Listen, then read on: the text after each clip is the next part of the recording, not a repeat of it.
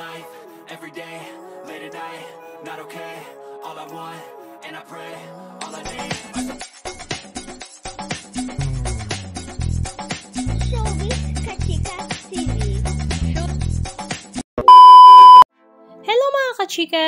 Kinaliwan nga ng mga netizens ang naganap na Fashion Week 2024 kahapon March 10 sa The Playground Bench Tower sa BGC Taguig na dinaluhan nga ng iba't ibang personalidad sa mundo ng fashion world at showbiz industry.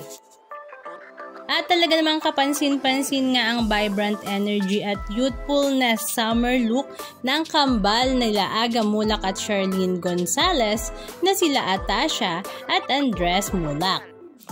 Nakaka-good vibes nga ang talaga namang cool na pagrampa ng kambal na sila Atasha at Andres, lalong-lalo na nga nang umindak na si Andres habang rumarampa.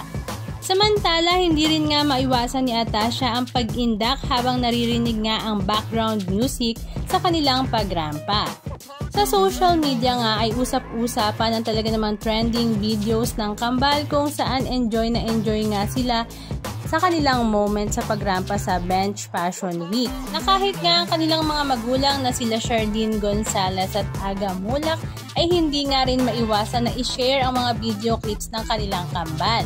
Halika at panoorin natin. Lahat. It was super fun from start to end. The music, the people, and maraming salamat to Benchan for giving us this opportunity. It's something that we'll always remember.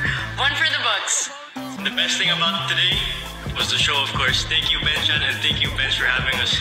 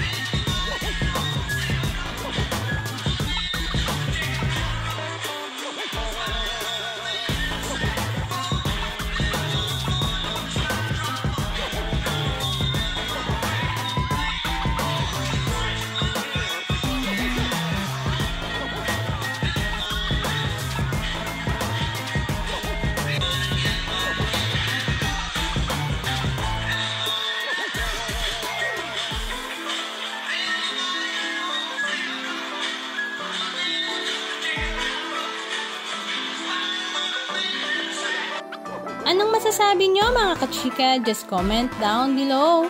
And please don't forget to subscribe. Thank you!